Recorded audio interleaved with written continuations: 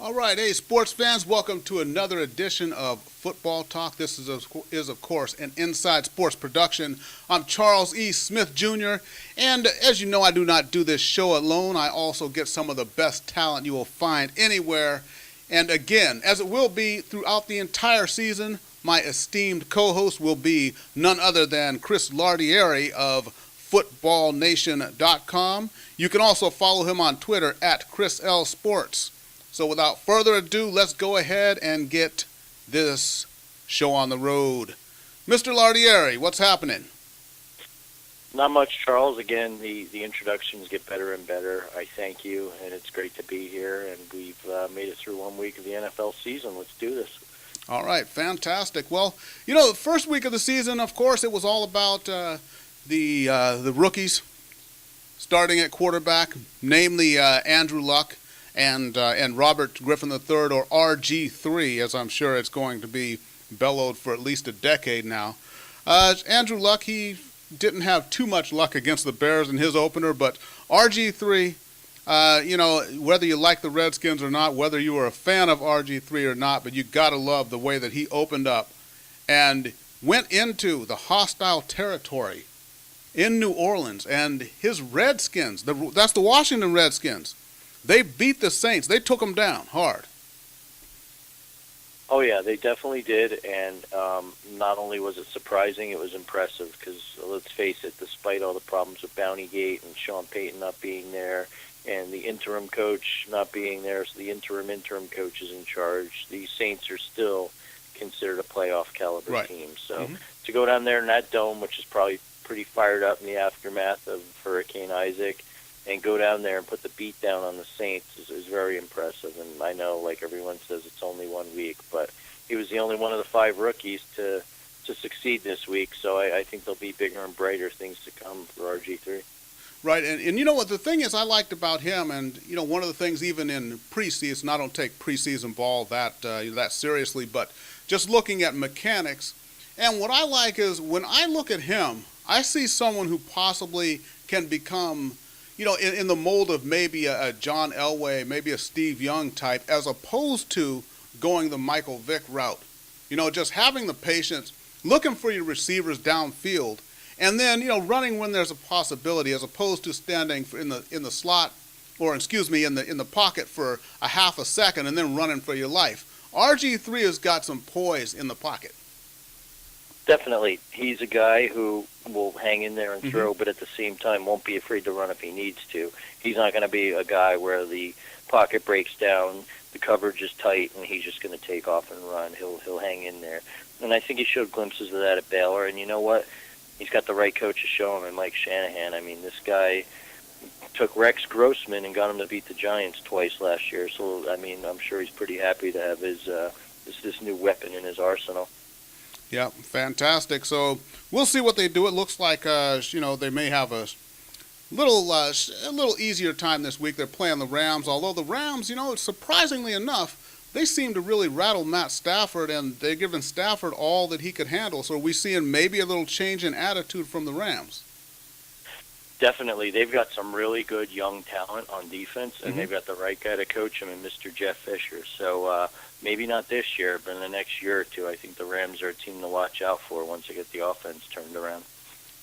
All right, perfect. Yeah, and Sam Bradford, too, you know, has still, you know, the Rams are still struggling a little bit, but, you know, like you say, maybe a year away, but it is good to see they're headed in the right direction. Any other games as far as this week we look at?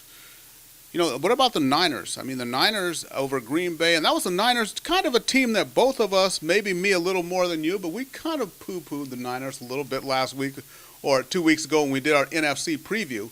As, you know, could they repeat what they did last year? Seemed like, you know, a little bit of smoke and mirrors, but, hey, they smoked the Packers.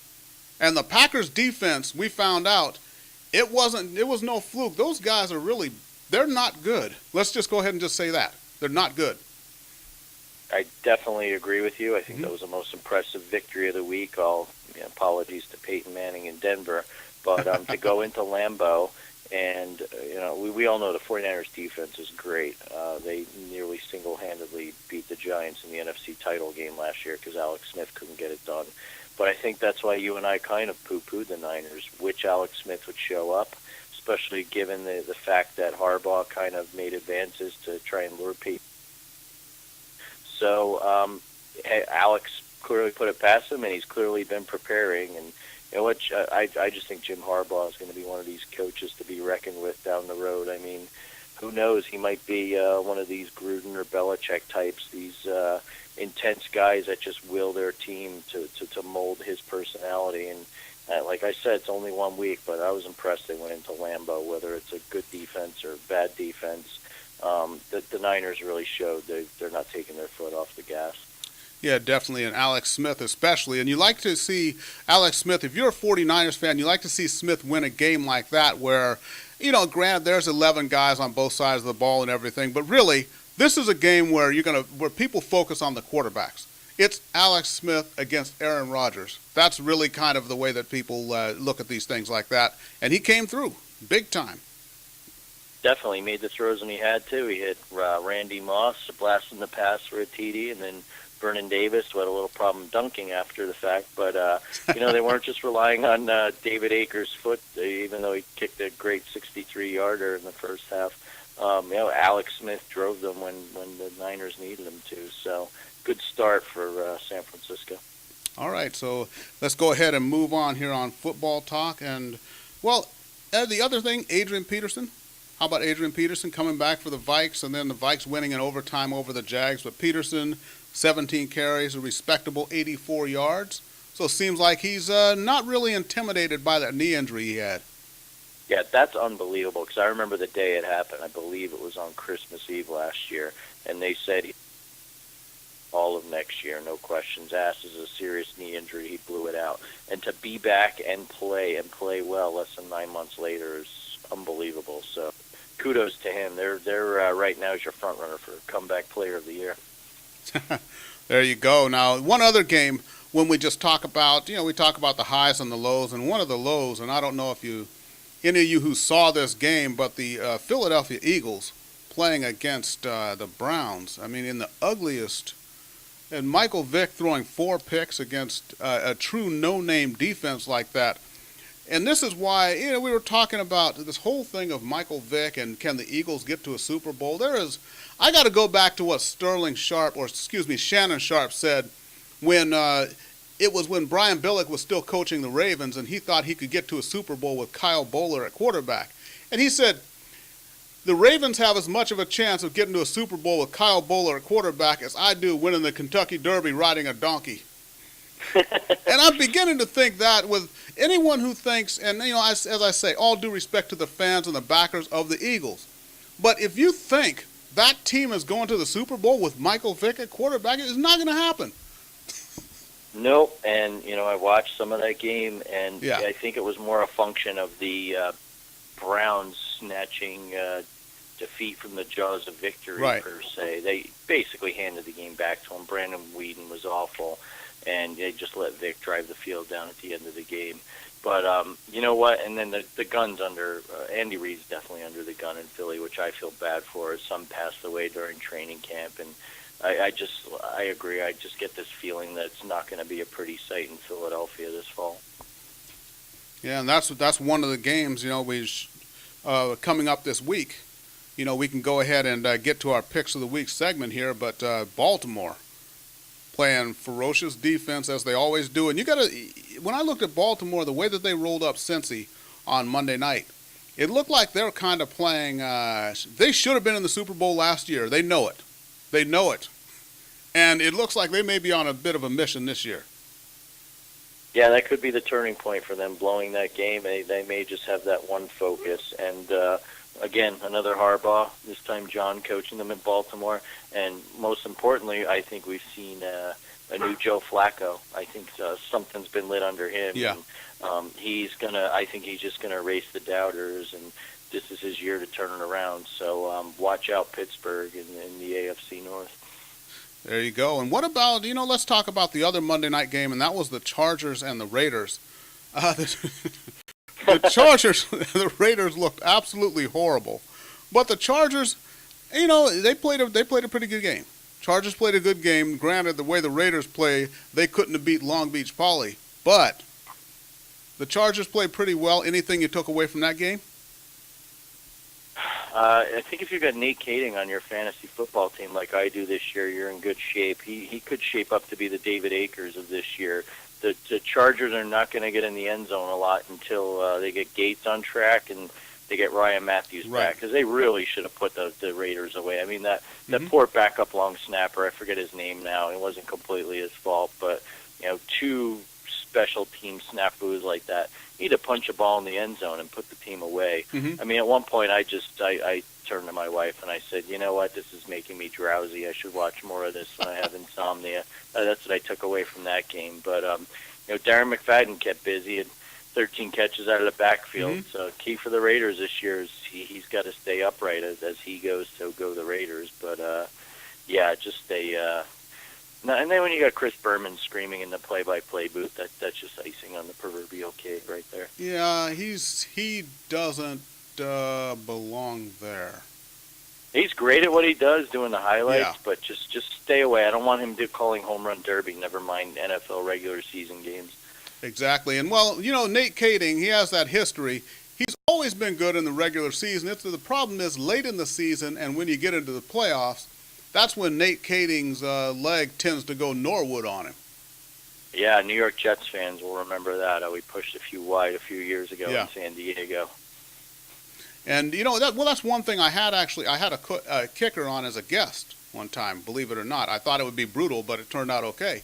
And he talked about the whole thing of kickers. No one talks about it because they're not really viewed as true football players. They don't necessarily block and tackle, but you're kicking that ball every week, and a lot of guys, as you go through the season, they are, as the leg gets fatigued and the injury factor happens to them as well as it does regular players who are out there blocking and tackling and getting those little injuries. You figure you're swinging that leg through how many times a week, how many times a game, and a lot of the guys, they just get fatigued by the end of the season. It happens to kickers like it does other players. Yeah, it's a great point. I guess it's the football equivalent of a pitcher just running out of gas in August or September. Right. And, it's tempting as it is. I know it's a football show, but, man, that race between the Yankees and the Orioles is fantastic. Going to be a barn burner, that's for sure. All right, well, let's go ahead and get down to it. It's football talk here at Inside Sports Production. It's time for our favorite segment, which is the picks of the week. We get to prognosticate here, and that means, kind of foresee the future and see what's going to happen for all those of you who do not have a thesaurus handy. Let's go ahead and start with, the first game coming up Thursday night, Chicago Bears, Green Bay Packers. The Bears looking good, looking strong. The Packers, this is almost a must-win for them right here. If they let the Bears drop a bundle on them, the grumblings are going to start out of Green Bay. Definitely. And before we get going, let me say my picks from last week were atrocious, so please don't put any stock in my Week 2 picks. That being said, I watched some of the Bears. Yeah, they beat up on the Colts, which are a glorified expansion team right now. But, they've got Forte and Bush coming out of the backfield. Cutler definitely is happy to have his old buddy Brandon Marshall back. They look good. I would pick the Bears, but all I've been hearing this week is, if the Packers start 0-2, and can you imagine what will happen in Lambeau and McCarthy and Rodgers? And you know what? Now I'm starting to get optimistic about the Packers, and the Packers traditionally play the Bears well at home, so I'm gonna go with the Pack. I think they're on a short week. They're going to rally, and they're going to beat their arch rivals at home. All right. Well, you know what? This is our first disagreement here, and I hope it doesn't get ugly. But right. I got to go with the Bears in this game. I think you got the Bears playing well, Forte running well, like I said, Brandon Marshall over there. And I think they're just starting to hit stride. The Bears' defense, I think they're active enough to cause the same types of problems for Rodgers that the Niners caused for them. But, I wouldn't be shocked if the Packers won, but I'm going to go ahead and go with the Bears. And until that Packers defense shows that they can stop somebody at some time from doing something whenever they feel like it, I got to go with the Bears here. You know what? I can't fault you for your logic. I'm just trying to be a contrarian here in a tough NFC North matchup. We'll see what happens. Yeah. Well, don't worry. You're going to have to pick a really tough game as we come down to the end here. Let's go ahead and stay in the NFC. Now, the Lions, the Niners. This should be a great game here. But we look at how the Rams kind of, they ruffled the feathers of Matthew Stafford last week. He definitely was not comfortable back there throwing, not comfortable in the pocket. They couldn't get their offense on track, and they barely beat the Rams. And then we got the Niners, who just flat rolled up the Packers and smoked them.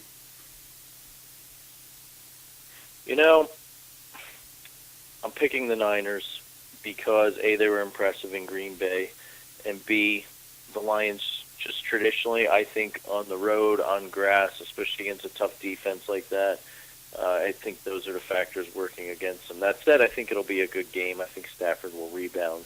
But I'm going to go with the Niners. They're really tough at home. And even if Smith has an off day, I think they'll get more than enough against a weak Lions secondary to come out victorious. Exactly. And, the other thing, you look at the Niners, one of the best defenses in the league. The Pittsburgh Steelers would beg to differ. But, the Niners are right up there. So the Niners, that great defense they have, and then you got Gore, you got the offense hitting on all cylinders right now, and I think they're just on too much of a roll for the Lions, who have just been good for one season now.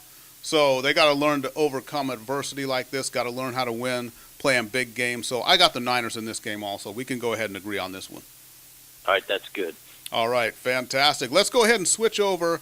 Let's get a little bit of AFC flavor here. Now, the Jets, who came out, and everyone kind of, people were talking about the Jets having a down season, and it looked like the Bills were poised and ready to start, their ascension, maybe in the AFC East, and start becoming relevant again.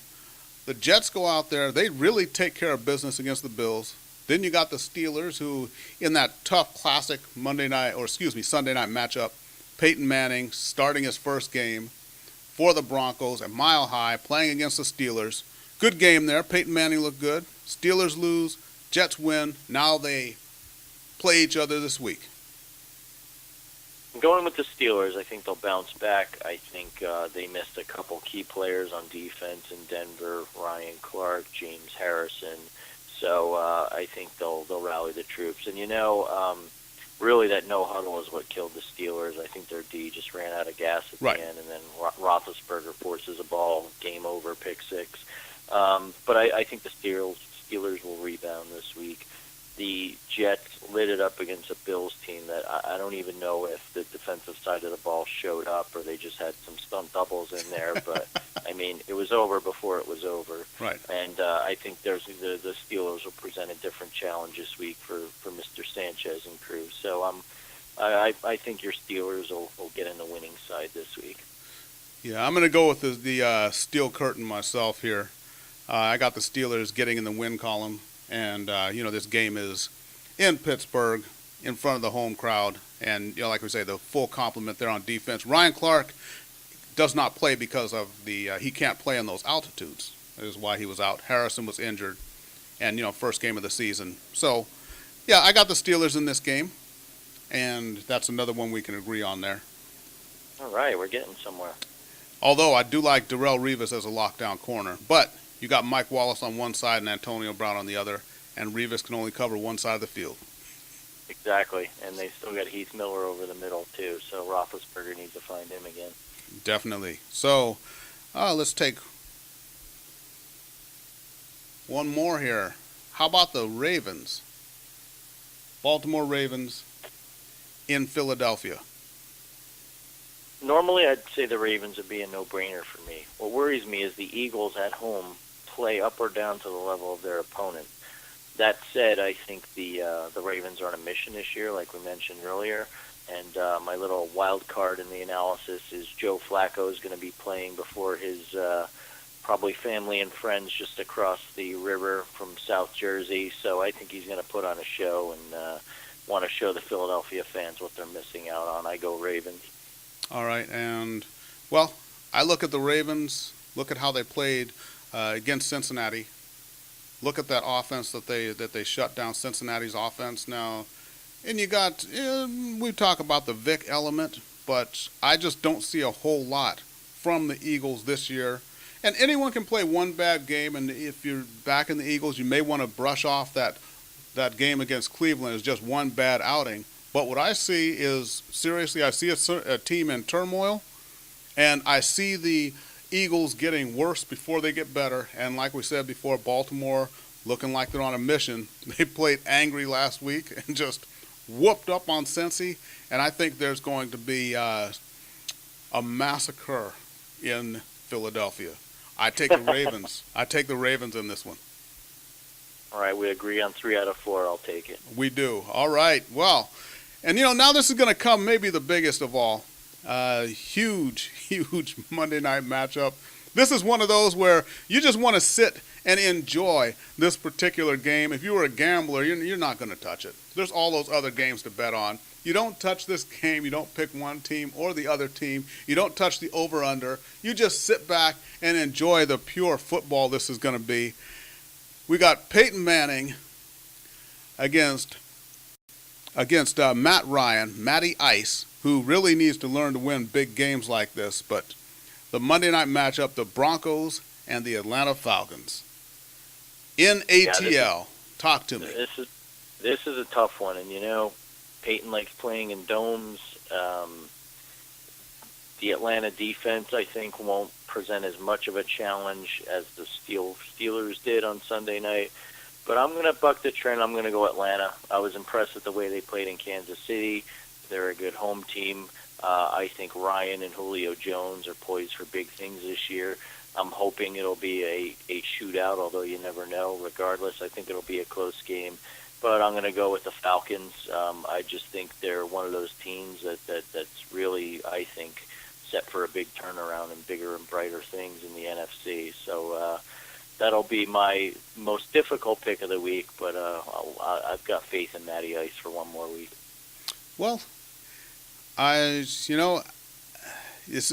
is just a tough game to pick, but here's what I'm going to do with this game. I look at teams being, we look at a team maybe that's on a mission, so to speak. Not that I think the Broncos can go all the way to the Super Bowl, but what I think is the Broncos defense, for the first time in a long time, they have a legit shot, they think now. If they play as well as they can play and do what they do, they got a chance to win a lot more ball games and possibly, get some good postseason action going, and who knows where they end up. So that, I think, you're going to see some more inspired play from the Broncos defense this season, not just in this game, but this season overall, and not just because they think they have to carry the team, but because they think there's a greater reward out there. So that, I think, is going to drive the Broncos through this game, and by the narrowest of margins, maybe even a field goal as time expires. But I got the Broncos winning this game in the ATL, and that's it. Not a blowout or anything, but it's going to be a great game to watch. I like the Broncos in this game against the Falcons.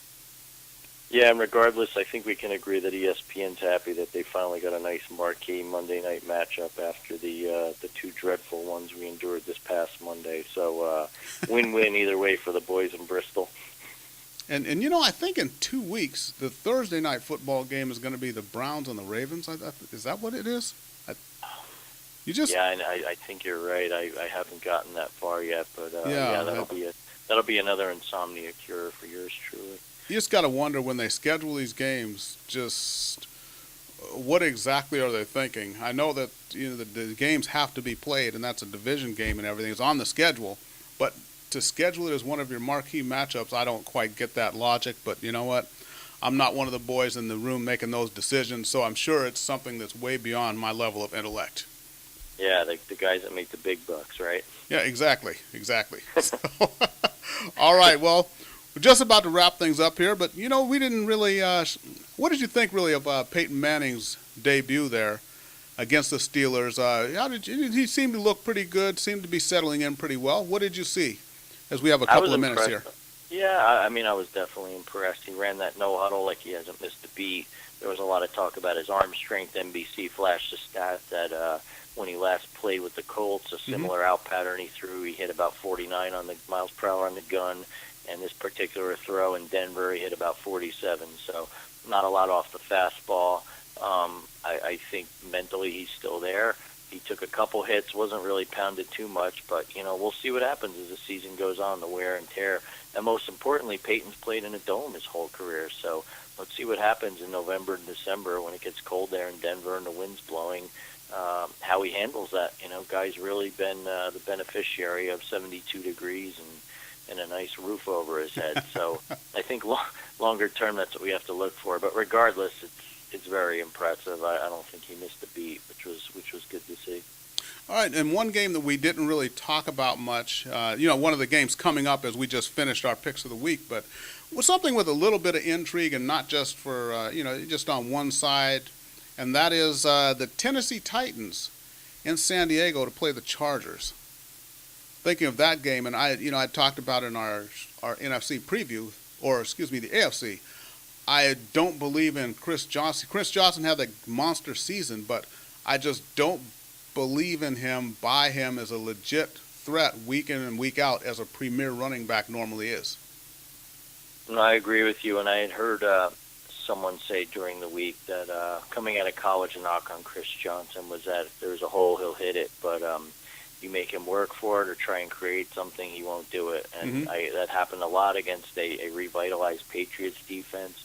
And you know what? San Diego, it looks like their defense has been retooled this year. Um, Look for some more of the same. I mean, unless he turns things around, I think your prediction is going to come true. He got his big contract, and it just seems like this guy is either run out of gas Yeah. or just when times get tough, he doesn't get going. So I could easily see that, and then hopefully the Chargers will score a few for the home fans this week. There you go. So if we were picking that game, it sounds like you'd be going with the Chargers. Definitely, I think Nate Kading could probably kick another 5 to 7 field goals. Don't expect much out of Johnson or Jake Locker, who got banged up, and or Matt Hasselbeck. So Right. I think the Superchargers will be singing on Sunday. All right. And, one other game. This is a little bit intriguing. One game that's sort of below the radar, and that is the Cowboys, who, they opened up the season beating the defending Super Bowl champion Giants, as Ogletree had a big day. There's one of his touchdowns we're showing on the screen right now. But going to Seattle, and it seemed it seemed like a no-brainer. But a lot of teams have gone to Seattle and died. Definitely. I've been there before. When they say it's loud, it's an understatement. That crowd gets into the game. The way the stadium's configured, it's almost like they've got a partial dome over where the fans sit in the stands, so it traps a lot of that noise. And on top of that, the Seahawks have a really underrated defense. Now, I know there was a Kevin Kolb sighting last week in the desert, and they came back to beat the Seahawks, but they've got a really stout squad there in Seattle, so I don't think this is going to be any cakewalk by any means for Dallas, and I think Pete Carroll and his staff are going to throw a number of different looks at Romo after having the ability to look at him and what he did against the Giants. They're not going to be facing a banged-up, depleted secondary, so I agree. I think it's going to be a good game, and Seahawks are definitely going to want some revenge after last week and the 4 timeouts the replacement refs gave them in the Yeah. second half and a few shots at the end zone that were dropped. And you know what? I was impressed with Russell Wilson. I know he didn't win, but he showed a lot of poise and led his team down the field nearly to victory. There you go. So I still have to go with, I think, Cowboys maybe being a little bit energized from that win over the Giants, and Romo making some good decisions when he really needed to make them finally. So I got to go with the Cowboys in that game, but I think it's going to be a little bit tougher than than a lot of people may think. Yeah, I'll buck the trend and go Seattle and see how that goes. Seattle's one of those teams. They could be 8-8. They could have a breakout year. Hard to say, but after 1 week, I like what I've seen so far. All right, there we go. That's another one we kind of disagree on. So, we're just about out of time here, folks. So let me just give one final plug here to my esteemed colleague, Mr. Chris Lardieri. You can read him every week on footballnation.com. Follow him on Twitter at Chris L. Sports. And Chris, anything you got to say to everyone out there? Yeah, my column this week, FN Follies, is entitled An Eventful Week 1 in the NFL. And a few of the things I hit on were Jerry Jones, how his son-in-law cleans his eyeglasses, how David Wilson of the New York Giants, a rookie running back, fumbled, and whether he did or didn't cry on the sidelines afterwards, and a few other things, Vernon Davis's slam dunk, and kind of hitting on the whole, if your team won in week 1, don't make reservations in New Orleans. It's a long season. So more of a humorous look on what happened in week 1, but those are the kind of the quick hit takes that stuck out to me as I sat on my couch watching these games. And like you said, you can find me on footballnation.com, more exactly /author /Chris-Lardieri, and as always, Twitter, Chris L. Sports. All right, fantastic. One of these days you're going to have to come out here, make it down to Orange County. You can sit on my couch and watch these football games. I put all 8 games up on the big screen for my DirecTV game mix and just, check it out all at the same time. We should have a home and home and do this. We need to set this up. All right, fantastic. So, everybody, thanks for watching. This is an Inside Sports production. We are changing the world one sport at a time. Follow me on Twitter at The Inside Sports. And so, for my esteemed colleague, once again, Mr. Chris Lardieri, I'm Charles E. Smith, Jr. This has been Football Talk, and we'll see everybody next week. Thanks for watching.